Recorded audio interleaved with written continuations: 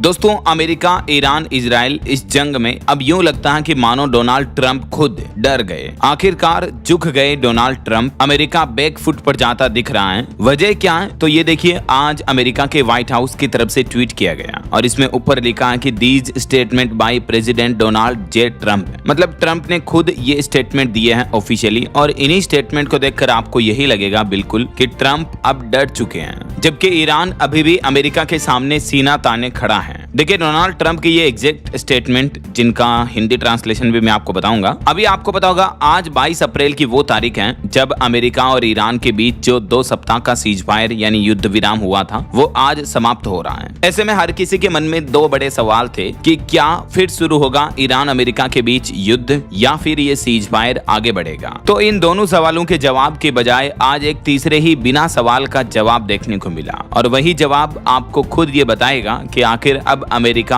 अपने पांव पीछे खींच रहा है, इस युद्ध से बचने की उल्टी कोशिश कर रहा है। दोस्तों, ईरान पर अमेरिका और इजराइल के हमलों को अभी तक लगभग 53 दिन हो चुके हैं, और ट्रंप की चेतावनी के बीच ईरान से तेहरान ने तो वार्तालाप करने से भी इनकार कर दिया था, वरना अभी पाकिस्तान के इस्लामाबाद में फिर से बातचीत होनी थी, लेकिन ईरान ने अमेरिका के साथ बातचीत करने से सीधा इनकार कर दिया। तो डोनाल्ड ट्रंप बयानों से तो ईरान को खूब धमका रहे हैं, खूब धमकियां दे रहे हैं, खूब उल्टा सीधा बोल रहे हैं। ट्रंप ने कल भी ये कहा था कि अगर ईरान बातचीत नहीं करेगा तो फिर अभूतपूर्व समस्याओं का सामना करना पड़ेगा। इससे पहले भी आपको पता होगा, ये जो 2 सप्ताह का सीज फायर हुआ, इससे पहले ट्रंप ने ईरान को चेतावनी में कहा था कि हम सभ्यता ही मिटा देंगे, ईरान की पूरी सिविलाइजेशन खत्म कर देंगे, लेकिन उस बयान के कुछ ही घंटों बाद सीज फायर देखने को मिला। राइट, तो कहने का मतलब ये है कि ट्रंप धमकियां तो खूब देते हैं, लेकिन आज जो ट्रंप ने एक्शन लिया, क्योंकि आज सीज फायर की अंतिम तारीख थी, तो अब ट्रंप ने ईरान के साथ खुद ही संघर्ष विराम यानी सीज फायर को बढ़ा दिया है, वो भी एक तरफा। हालांकि अमेरिका और ट्रंप का कहना है कि होर्मुज में हमारी नाकाबंदी, घेराबंदी जारी रहेगी, लेकिन हैरानी की बात यह है कि ईरान इस बार ना तो बातचीत में शामिल हुआ, ना ही ईरान ये चाहता है कि सीज फायर और आगे बढ़े। बावजूद इसके ईरान पर डोनाल्ड ट्रंप ने एक तरफा सीज फायर यानी अपनी खुद की तरफ से सीज फायर कर दिया है, और ये करते हुए ट्रंप बोले कि पाकिस्तान के सेना प्रमुख मुनीर और पाकिस्तान के प्रधानमंत्री शहबाज की अपील पर मैंने ये फैसला लिया है, लेकिन नाकाबंदी जारी रहेगी। मतलब देखिए यार, ट्रंप के ये बयान साफ साफ बता रहे हैं कि ट्रंप कहीं ना कहीं अब इस युद्ध से पांव पीछे खींच रहे हैं। मतलब डोनाल्ड ट्रंप के इन बयान में आज भी मुझे ये एक चीज समझ में नहीं आई कि पाकिस्तान जैसे देश का कहना कब से मानने लग गया अमेरिका। यार, कहां अमेरिका कहां पाकिस्तान, वो कहावत तो आपने सुनी होगी कि कहां राजा भोज कहां गंगू तेली।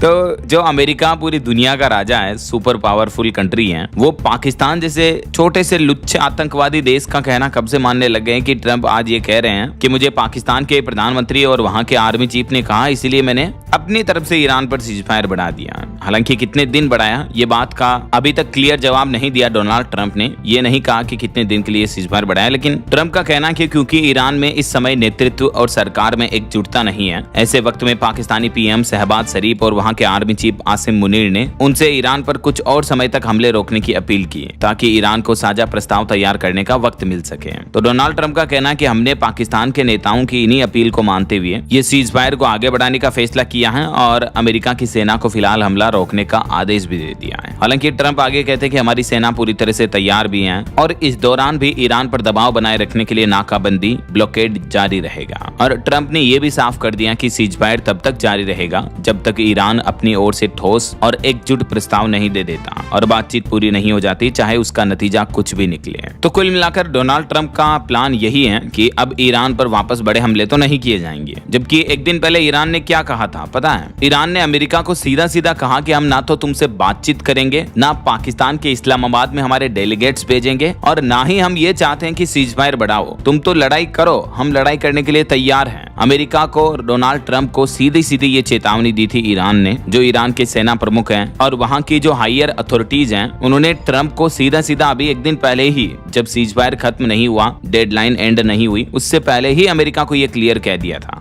कि हम बातचीत भी नहीं करेंगे, सीज फायर भी आगे बढ़ाने का हमारा कोई प्लान नहीं है, तुम तो युद्ध करो, लड़ाई करो, जारी रखो। लेकिन बावजूद इसके डोनाल्ड ट्रंप के पांव आज बैक फुट पर नजर आए। कहीं ना कहीं यूं लगता है कि मानो कुछ इंटरनेशनली प्रेशर बन रहा है, या किसी बात को लेकर तो ट्रंप किसी कंट्री से, किसी ऑर्गेनाइजेशन से दबाव में है, तभी तो एक तरफा सीज फायर कर रहे हैं, मानो वन साइडेड लव हो गया ईरान से ट्रंप को, इस तरह की बयानबाजी दे रहे हैं। खैर, ये तो वक्त ही बताएगा, समय के साथ साथ पता चलेगा कि आखिर ट्रंप के साथ ऐसा क्या चल रहा है। अभी अमेरिका इतना दबाव में क्यों है, किस वजह से है। इधर ईरान ने तो आज फिर से बड़ी कार्रवाई करना शुरू कर दिया। देखिए, ईरान ने हॉर्मुज में कार्गो जहाज पर अटैक किया। डोनाल्ड ट्रंप के सीजफायर बढ़ाने के प्रस्ताव से भी ईरान ने तो इनकार कर दिया कि तुम भले ही अपनी साइड से सीजफायर कर दो, हमारी तरफ से कोई सीजफायर नहीं है, हम तो हमले करेंगे ऐसा। यही वजह कि ईरान ने हॉर्मुज स्ट्रेट में एक कंटेनर पर तो आज फायरिंग भी की। रिपोर्ट्स में यह भी दावा किया जा रहा है। कुछ मीडिया रिपोर्ट्स में यह भी बताया जा रहा है कि डोनाल्ड ट्रंप ने खुद अपनी ही तरफ से अपनी मर्जी से ईरान को 5 दिन की और मोहलत दी है और ये भी कहा कि बिना समय के नहीं है ये सीजफायर। और ट्रंप की कुछ और बयानबाजी देखिए पिछले 24 घंटों की। ट्रंप का कहना है कि ईरान कंगाल हो गया, केस के लिए तड़प रहा है। डोनाल्ड ट्रंप ने यह भी बड़ा दावा किया कि वहां की सेना और पुलिस को सैलरी देने के भी पैसे नहीं है। लेकिन ट्रंप के इन बयानबाजियों पर जवाब देते हुए ईरानी सेना ने भी कहा कि हमारी ताकत अब भी मजबूत है। और ये ना सिर्फ ईरान का कहना है बल्कि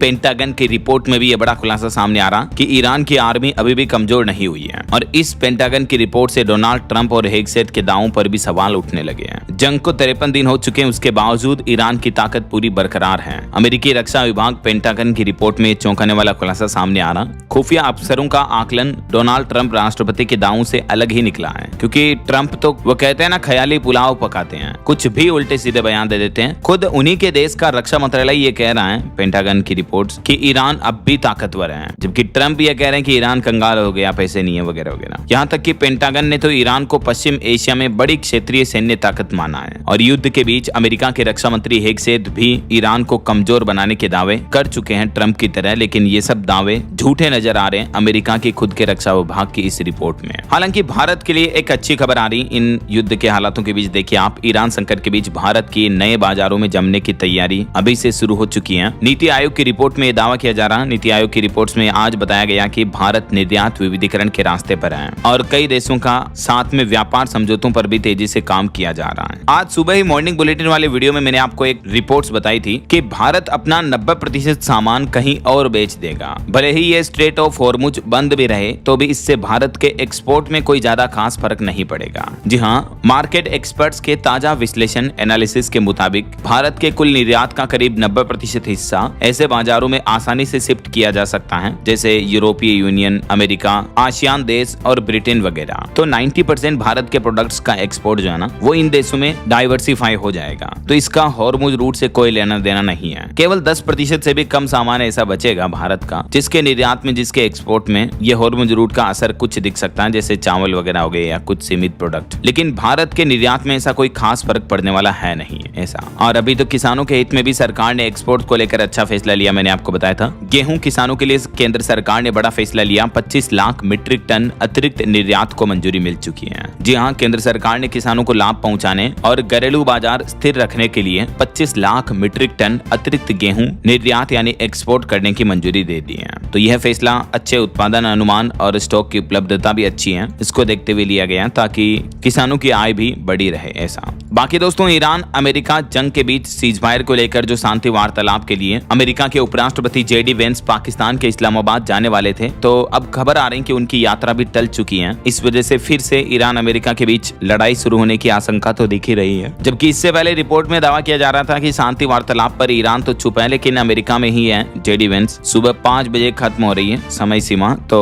एक्चुअली तो रिपोर्ट्स ये आ रही है कि अमेरिका के उपराष्ट्रपति JD वेंस जो है वो पाकिस्तान कभी पहुंचे ही नहीं। व्हाइट हाउस ने भी ये बयान जारी किया था अभी एक दिन पहले। क्यों नहीं पहुंचे पाकिस्तान? क्योंकि ईरान तो वहां आ ही नहीं रहा है, तो केवल अमेरिका जाके भी क्या करेगा? एक पक्ष जाएगा तो कैसे फैसला होगा, कैसे शांति बातचीत होगी, कैसे मध्यस्थता होगी? और उधर ईरान का तो क्लियर यही कहना है कि हम अब ना तो शांति बातचीत करेंगे, ना हमें सीजफायर चाहिए, तुम तो करो, लड़ाई करो, हम युद्ध लड़ने के लिए तैयार हैं। तो ये जंग के हालातों पर आज का लेटेस्ट माहौल चल रहा है। पिछले 24 घंटों के ये 5 बड़े अपडेट्स रहे। डोनाल्ड ट्रंप ने ईरान को धमकी दी, अगर पीस डील नहीं हुई तो हमारी सेना से और भी भयंकर हमले करेंगे। हॉर्मुज रूट खुलवाने पर भी बैठक हुई। यूके फ्रांस ने 30 देशों की बैठक बुलाने का फैसला किया। और अमेरिका के उपराष्ट्रपति JD वेंस की पाकिस्तान यात्रा टल चुकी है। वहीं उधर हुती विद्रोहियों ने भी चेतावनी दी। यमन के हुती विद्रोहियों ने ट्रंप को धमकी देते हुए कहा कहा कि जंग अभी खत्म नहीं हुई है। अमेरिका और ईरान के बीच बना सीजफायर कमजोर है, इसलिए आगे बड़ा संघर्ष होना तय है। और फ्रांस की भी इस युद्ध पर कड़ी टिप्पणी देखने को मिली। फ्रांस के राष्ट्रपति इमैनुअल मैक्रों ने हॉर्मुज स्ट्रेट की नाकेबंदी को अमेरिका की गलती बताया है। उन्होंने कहा कि इस फैसले के बाद ईरानी अधिकारियों ने अपना शुरुआती रुख बदल लिया। तो ये पिछले 24 घंटों के ईरान अमेरिका जंग के कुछ बड़े अपडेट रहे और आज के लेटेस्ट खबरें तो मैंने आपको बता ही दी। बाकी आपको क्या लगता है दोस्तों, ये युद्ध आखिर किस मोड़ की तरफ आगे बढ़ रहा है? आपकी क्या राय विचार है, इस पर कमेंट करके बताएगा जरूर। साथ ही इस वीडियो को लाइक और शेयर करना, DLS न्यूज चैनल को सब्सक्राइब करके